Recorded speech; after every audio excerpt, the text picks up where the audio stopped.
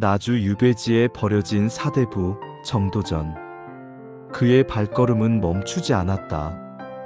유배지의 흙길을 걸으며 그의 옷자락은 먼지에 절었지만 그의 눈빛만큼은 어느 때보다 형형하게 빛나고 있었다. 썩어가는 고려의 현실을 눈으로 목도한 그는 더 이상 고요한 경전 속에 갇힌 학자가 아니었다. 그의 뇌리에는 오직 백성을 살려낼 새로운 국가의 완벽한 청사진만이 떠올랐다. 그 청사진을 붓이 아닌 현실로 만들어줄 단 하나의 거대한 힘, 그것은 바로 북방의 맹장 이성계 장군의 강력한 무력이었다. 스승 이색의 낡은 충절과 동료 사대부들의 미지근한 만류는 이미 그의 기억 속에서 희미해졌다. 정도전은 자신의 모든 이상과 미래를 저 거대한 무장에게 거는 숙명과도 같은 결단을 내린 것이다. 이성계 장군이 여진족 토벌을 끝내고 남쪽으로 내려와 잠시 주둔하던 진영.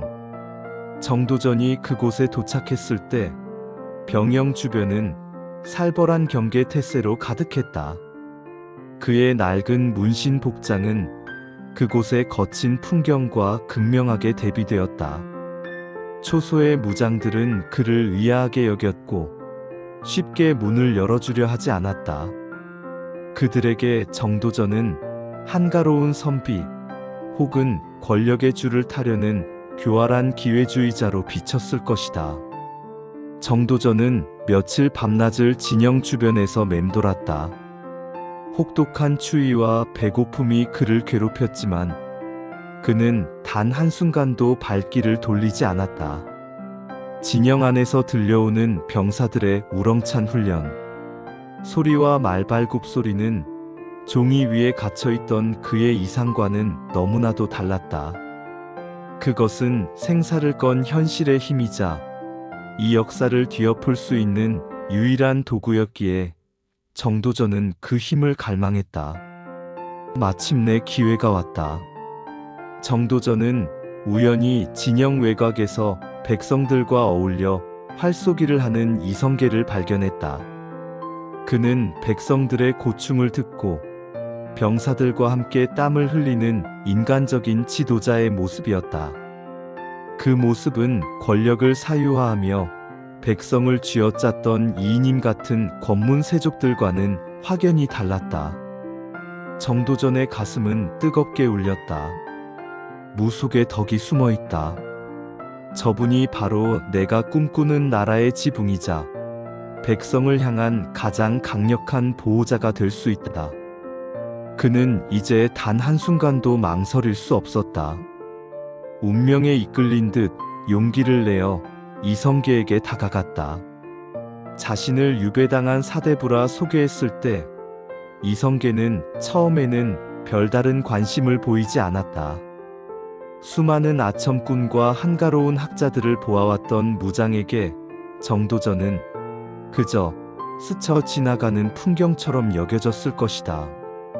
정도전은 물러서지 않았다. 그는 이성계가 활쏘기를 마치자마자 고려의 썩어 빠진 현실을 격렬한 어조로 논하기 시작했다. 정도전의 목소리에는 유배지에서 목격한 백성들의 고통과 나라에 대한 분노, 그리고 개혁이 아닌 혁명만이 답이라는 확신이 응축되어 있었다. 장군께서는 변방에서 목숨을 걸고 나라를 지키셨습니다. 하지만 도성안은 어떻습니까? 권문세족 이인임 일파의 손에 완전히 썩어 문드러져 백성들은 굶주림과 약탈로 절규하고 있습니다. 사대부들은 기득권을 잃을까 두려워 입을 다물었습니다. 장군께서 이 참혹한 현실을 외면하신다면 고려는 멸망의 수순을 밟게 될 것입니다. 이는 피할 수 없는 역사적 사실입니다. 이성계는 이 젊은 문신의 격정에 차가운 시선으로 대응했다. 그는 정도전의 눈을 꿰뚫어 보듯 쳐다보며 조용히 그러나 힘있는 목소리로 물었다. 이성계는 자신이 짊어져야 할 짐의 무게를 알고 있었다. 그래서 문신 나으리가 나에게 원하는 것이 무엇이오? 내가 칼을 들어 그 간신들을 베어주고 왕조를 뒤엎어주길 바라는 것이오? 그대의 덧없는 이상을 위해 내가 피를 묻히고 역적이 되기를 바라는 것인가? 정도전은 숨을 골랐다. 이제는 후퇴할 길이 없었다.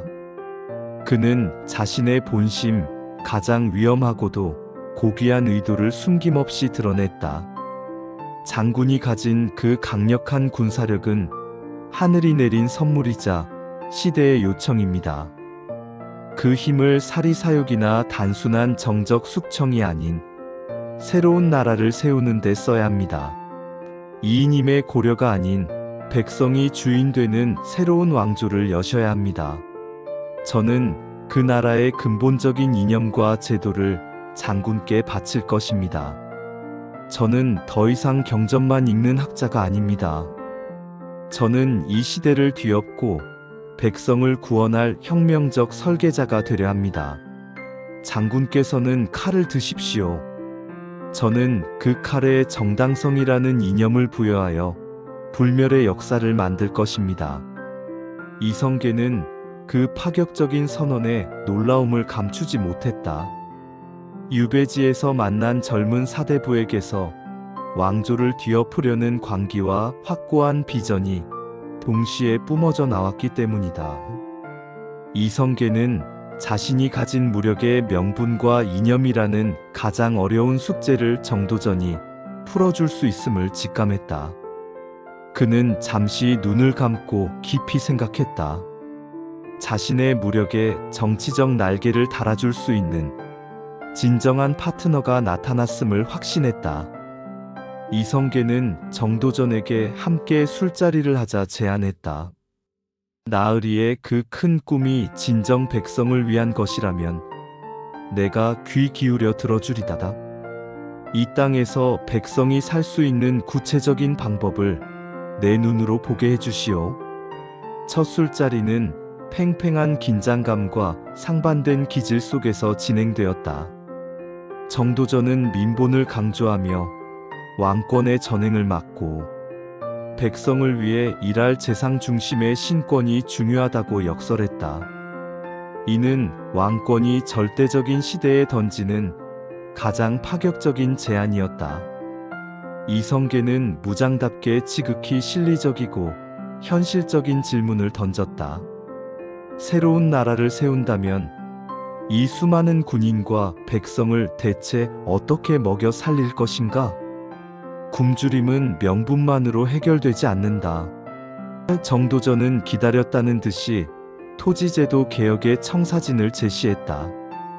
권문세족이 독점한 토지를 몰수하여 농민에게 균등하게 나눠주고 부패한 세금 제도를 효율적으로 개혁하여 나라의 곳간을 풍족하게 채우는 구체적이고 치밀한 계획이었다. 이성계는 점차 정도전의 지성과 비전에 완전히 매료되었다.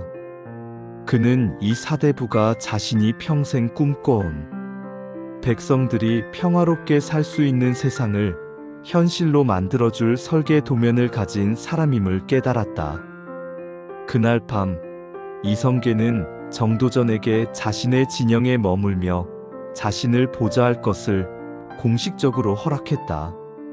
나주 유배지에서 고려를 끝장낼 두 거목의 운명적인 동맹이 시작된 것이다. 무의 이성계와 문의 정도전. 그들의 결합은 곧 혁명의 서막이었다.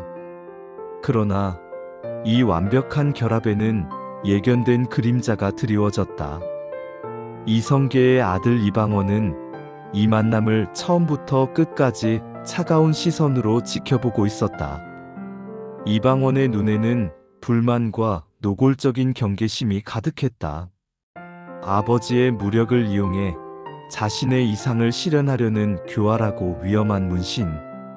이방원은 정도전이 제시한 재상 중심의 나라라는 이념이 결국 아버지의 권력을 제약하고 훗날 자신의 왕권을 짓밟을 것임을 본능적으로 감지했다. 이 만남은 훗날 조선 왕조를 피로 물들일 최대 격변의 씨앗이었다. 정도전은 이성계와의 동맹에 도취되어 잠시 잊었을지 모른다.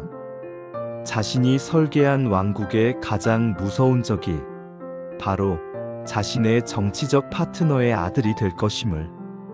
이방원이 어둠 속에서 날카로운 시선으로 정도전을 바라보았다.